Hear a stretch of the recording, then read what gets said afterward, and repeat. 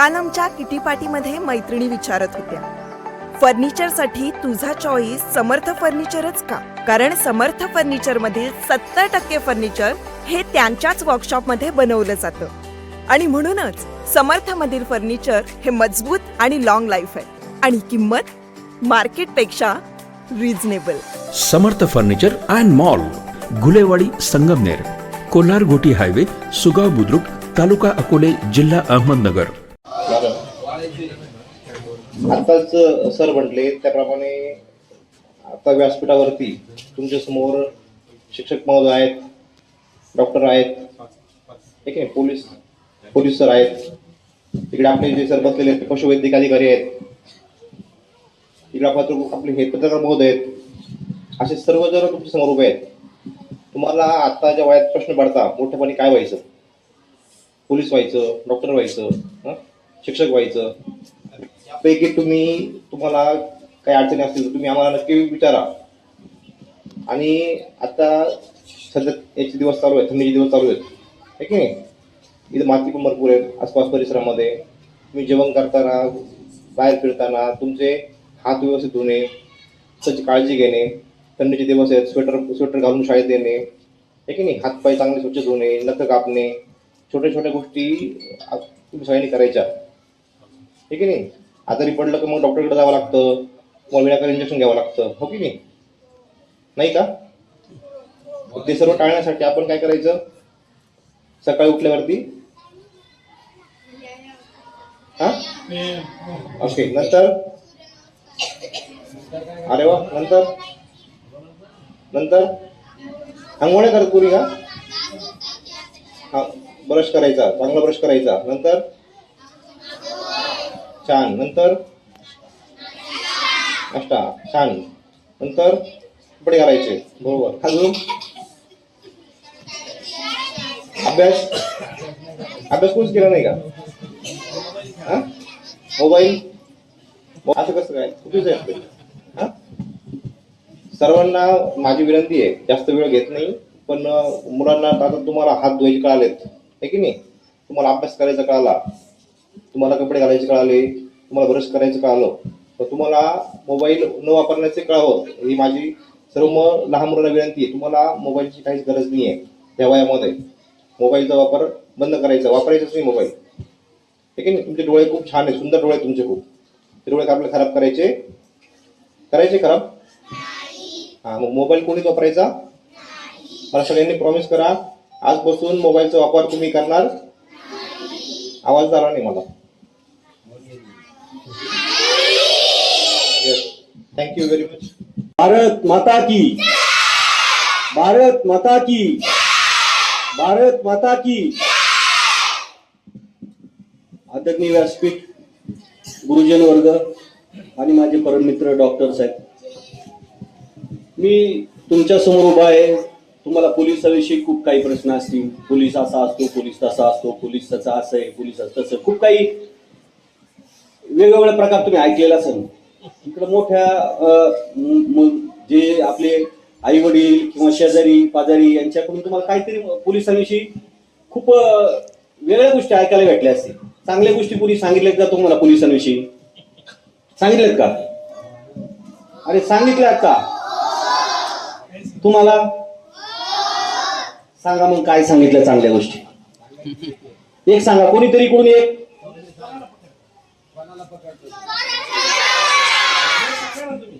तुम्ही बोला लवकर. तुम्ही काय सांगणार? पोलिसाची चांगली गोष्ट कोणती? म्हणजे याचा अर्थ असा आहे की आम्ही खूप कमी आहे, आम्ही खूप मागासले आहेत, आमच्याविषयी चांगल्या लोकांपर्यंत पोहोचलेलं नाही.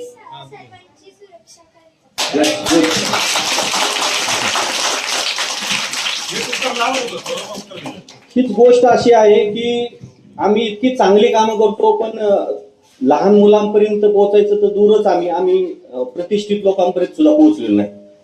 आज घरामध्ये नवरा बायकोचं भांडण झालं तरी पोलीस लागतो. कुठं एखादा दारू पिऊन पडला तरी पोलीस लागतो. कुठे एखादा अपघात झाला तरी पोलीस असतो. कोणी मयत झालं पोलीस असतो, अननोन एखादा ज्याला कोणी आईबाप नाही कोणी नाही त्याला काय पाहिजे त्याला काय आणून द्यायचं त्याच्यासाठी पण पोलीसच असतो. एवढ्या सगळ्या गोष्टी साठी पोलीस लागतो, पण पोलिसाविषयी चांगलं कोणालाच माहिती नाही. सगळ्यात महत्वाची गोष्ट अशी आहे की ह्या गोष्टी मला असं वाटतं की गुरुजनांनी आमच्याविषयी ज्या चांगल्या गोष्टी त्या तुमच्यापर्यंत सांगायला पाहिजेत आणि इथून पुढे ते तुम्हाला सांगतील. हे मला त्यांनी असं प्रॉमिस करावं की इथून पुढं ज्या त्यांना ज्ञात चांगल्या गोष्टी आहेत त्यांनी त्या तुम्हाला सांगाव्यात. सगळ्यात महत्वाचं असं आहे की ज्यावेळेस आपण संकटात पडतो किंवा तुम्हाला असं काही वाटतं की आपल्याला काहीतरी पाहिजे तर तुम्ही कोणाकडे जाता? कोणाकडे जाता? तुम्हाला जर काही पाहिजे असेल तर तुम्ही कोणाकडे जाता? एखादी वस्तू पाहिजे आई वडिलांकडे जातो, बरोबर. आणि आई वडिलांना जर काही पाहिजे असेल काही कमी पडलं असेल जेव्हा संकटात पडतो तर माणूस कोणाकडे जातो सगळ्यात पहिल्यांदा? Yes, police. त्याच्याही पलीकडे जाऊन जर समजा पोलीसही मिळत नाही तर त्याच्या पलीकडे जाऊन कोणाची मदत मागतो? देवाची मदत मागतो, बरोबर का नाही? आता देवा मला पास कर, मी आज अभ्यास केलेला नाही म्हणता का नाही तुम्ही? होमवर्क केला नाही, देवा मला वाचव, आज गुरुजीने आली पाहिजे, शाळेला सुट्टी पाहिजे असं म्हणतो का नाही? मग ह्याच्या मागे असं आहे की जर एवढ्या गोष्टीमध्ये जर पोलिसाची गरज आहे, देवाच्या नंतर जर तुम्हाला वाटत असेल की पोलिसाची मदत पाहिजे तर देवाच्या खालोखाल आम्ही कामं करतो, पण आमची कामं तुमच्यापर्यंत पोहोचत नाही. आणि ही पोहोचली पाहिजे, तुम्हाला चांगल्या गोष्टी दिसल्या पाहिजेत. तर मी मुख्याध्यापक साहेबांना विनंती करीन की आपलं पोलीस स्टेशन जवळ आहे, एखादी तारीख काढा, एखाद्या अशी विशिष्ट तारखेला तुम्ही जर मला सांगा की मी या तारखेला तुमचे विद्यार्थी घेऊन पोलीस स्टेशन येतो, सगळेजण एकदा पोलीस स्टेशन पाहायला या. पोलीस स्टेशन पहा, पोलीस कसं काम करतो, पोलीस कोणतं समाजोपयोगी काम करतो, पोलिसांनी काय काय काम केलं पाहिजे, तुमच्या अशा अपेक्षा आहेत. तुम्हाला असं काही वाटत असेल की पोलिसांनी हे काम केलं पाहिजे, असं कोणाला वाटतं की पोलिसांनी काय केलं पाहिजे चांगलं? येईल का सांगता? कोणीतरी एकाने सांगा, सांग ना. येस, अजून चोराला पकडणं हे आमचं कामच आहे. Yes, right. सगळ्यात महत्वाचं ताईने सांगितलं. सांग ना ताई, ताई सांग. सांगू राहिली. सगळ्यात महत्वाचं आहे की समाजामध्ये जे आमच्याकडे तक्रारदार येतात, फिर्यादी येतात आणि फिर्यादीच्या जो त्याची जी तक्रार असते त्या तक्रारीचा आम्ही तपास केला पाहिजे आणि त्या तक्रारदाराला योग्य न्याय दिला पाहिजे. हे आमचं प्राथमिक कर्तव्य आहे. पण परत होतंय काय माहिती का, आम्हाला समाजामध्ये ज्या बाकीच्या गोष्टी आहेत त्याच्यामध्ये आमचा जास्त वेळ जातो आणि ह्या गोष्टीला वेळ द्यायला कमी पडतो. त्याच्यामुळे बहुतेक आम्ही तुमच्यापर्यंत पोहोचत नाही, समाजामध्ये आमच्याविषयी चांगलेपणा दिसत नाही. साहजिक तुम्हाला जर का रस्त्याने जाताना सुद्धा तो व्हाईट ड्रेस आणि खाली खाकी पॅन्ट असलेला वर टोपी घातलेला पोलीस आमचा दिसतो, तो आमचा ट्रॅफिक हवालदार असतो, तो कंप्लेंट दिवसभर तो उन्हामध्ये उभा राहतो, प्रत्येक गाडीला हात करतो, शिट्टी वाजवतो, थांब म्हणतो, थांबल्या तो पुढचा थांबत नाही, तो जातो. कोणी हेल्मेट नसतं घातलेलं, कोणी सीट बेल्ट नसतो लावलेला, ह्या गोष्टी त्याला तो फॉलोअप करायच्या असतात. आणि त्या फॉलोअप करताना साहजिक उन्हाचं टेम्परेचर, त्याच्यानंतर आलेल्या समोरच्या माणसाला असती घाई, त्याच्यामुळे तो काहीतरी वेगळंच बोलतो आणि हे सगळ्या टेम्परेचर मध्ये तो माणूस उभा असतो. आणि तो करून सुद्धा तो काय सांगत असतो, दादा रे तू हेल्मेट घाल, दादा रे तू सीट बेल्ट लाव, दादा तू थांब, याला पहिलं जाऊ दे. हे ट्रॅफिक रूल्स तो पाळत असतो, बरोबर आहे की नाही? तो तुम्हाला सांगत असतो, तुमच्या आई वडिलांना सांगत असतो, समाजातल्या लोकांना सांगत असतो का नाही? तो काय वाईट करत असतो का? मग हे जे सगळे करत असताना तर रूल रेग्युलेशन कोणी पाळले पाहिजेत? आपल्या आई वडिलांनी पाळले पाहिजेत, आपण पाळले पाहिजेत का नाही रूल? मग ट्रॅफिकचे रूल्स काय आहेत? ज्या वेळेस तुम्हाला सरळ रस्ता क्रॉस करायचा आहे, जिथं झेब्रा क्रॉसिंग दिलेली आहे त्या झेब्रा क्रॉसिंगलाच आपण रस्ता क्रॉस केला पाहिजे, इतर ठिकाणी आपल्याला रस्ता क्रॉस केला पाहिजे नाही.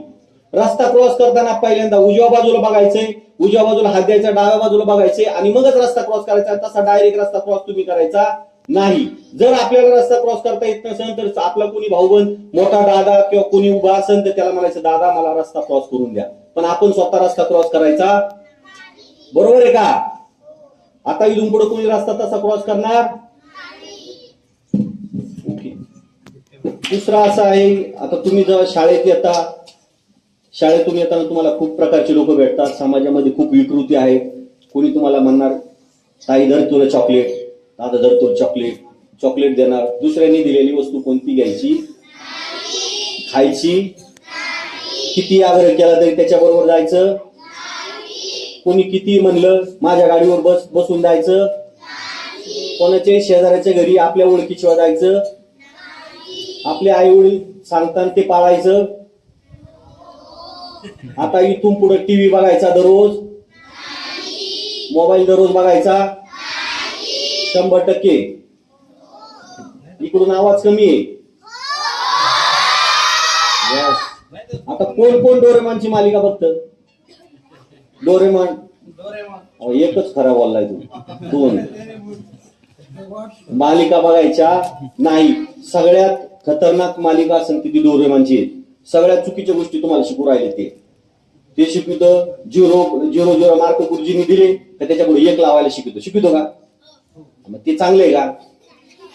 सगळ्यात सोपं काय आपल्याला अभ्यास करणं? सगळ्यात काय आहे? सोपं आहे. दररोज थोडा थोडा वेळ अभ्यास केला पाहिजे, गुरुजनांचा आदर केला पाहिजे, सकाळी उठल्यानंतर आई वडिलांचं दर्शन घेतलं पाहिजे. ह्या गोष्टी तुम्ही फॉलो घेतला पाहिजेत आणि पाळल्या पाहिजेत. आल्यानंतर गुरुजनांना काय करता तुम्ही? शाळेत आल्यावर गुरुजी वर्गात आल्यावर काय म्हणता तुम्ही? गुड मॉर्निंग आपली का? गुड मॉर्निंग नाही म्हणलं पाहिजे. काय म्हणलं पाहिजे? मराठी आहे ना, मराठी भाषा.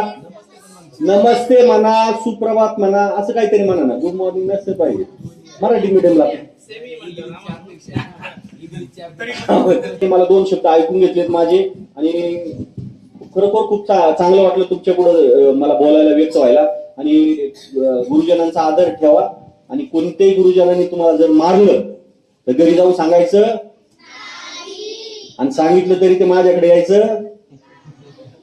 कारण मी त्या तुझ्या येणाऱ्या ज्याच्या बापाची तक्रार येईल त्याला त्याच्या बापाला काय करणार मी पण. बरोबर आहे का? आपल्या चांगल्यासाठीच आपल्याला मारलं जातं किंवा आपल्याला सांगितलं जातं, दाबलं जातं, ठोकलं जातं. कशासाठी? तुम्ही जर चुकणार नाही तर तुम्हाला कोण काय करणार आहे का? मुलं ही देवाघरची काय आहेत, पण फुलं सुद्धा कशी पाहिजेत? चांगली पाहिजेत ना. वास देणारी. धोत्र्याच्या फुलाचं कोण घेतं का? धोत्र्याचं फुल माहिती का तुम्हाला? यांना माहिती राहू सगळं, यांना काहीच माहिती नाही. तुम्ही पाहिलं धोत्र्याचं फुल?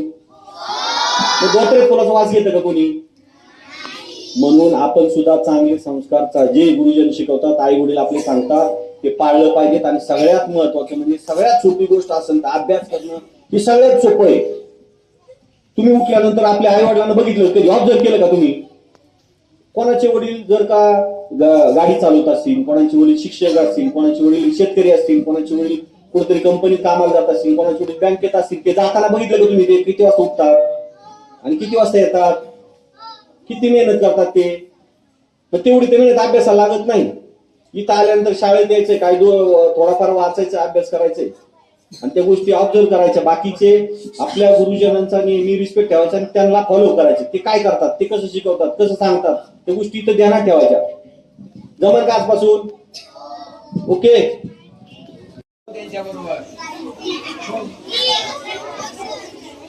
करा हात खाली. तर कुत्री आणि मांजर यांच्या बरोबर जवळ जाऊन खेळायचं नाही. का नाही खेळायचं? ते जर चावले, आपल्याला जर रेबीज नावाचा आजार झाला तर त्याच्यावरती कोणताही उपचार नाही. त्यामुळं कुत्र्याच्या मांजराच्या तोंडात हात घालायचा नाही. त्याने आपल्याला ओरखडलं तर लगेच ती जखम साबणाने धुवून काढायची. कुत्रं चावलं तर तुम्हाला डॉक्टरांकडे येऊन इंजेक्शन घ्यावं लागतं. त्याच्यामुळं कुत्रे मांजरांच्या जवळ जाऊन अजिबात खेळायचं नाही. दुसरं, आता थंडीचे दिवस आहे, तुमच्यात कोण कोण दूध अंडी खातं?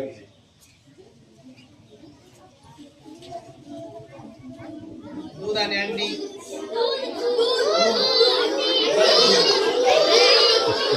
बस. आता जे दूध पितात त्यांनी ते दूध उकळूनच प्यायचं. आम्ही लहान होतो तेव्हा कच्चच दूध प्यायचो, पण तसं पिणं शरीराला चांगलं नसतं. काय करायचं? दूध उकळून प्यायचं, पण त्यात चहा टाकायचा, नुसतं दूध प्यायचं. आणि जी अंडी खातात त्यांनी पण थंडीच्या दिवसात कमीत कमी रोज 1 अंड खायचं, ते पण उकडून. त्याने काय होईल? तुमच्या शरीराची ताकद वाढेल, तुमची उंची वाढेल, तुम्ही आजारांपासून तुम्हाला संरक्षण मिळेल. तर सगळ्यात महत्वाचं काय, कुत्र्या मांजरांबरोबर खेळायचं नाही. जर कुत्रा चावला लगेच जखम साबणाने धुवून काढायची आणि डॉक्टरांकडे जाऊन इंजेक्शन घ्यायचं. वडिलांपासून लपवून ठेवायचं.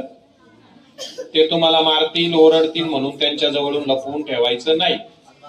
पहिल्यांदा त्यांना सांगायचं, कारण रेबीज नावाचा आजार सगळ्यात घातक आहे, ज्याच्यावर उपचार नाही आणि सगळ्यात जास्त रेबीजने मरण पावणाऱ्यांची संख्या भारतात आहे, त्याच्यानंतर आफ्रिका देशात. त्याच्यामुळं या 2-3 गोष्टी करायच्या. धन्यवाद.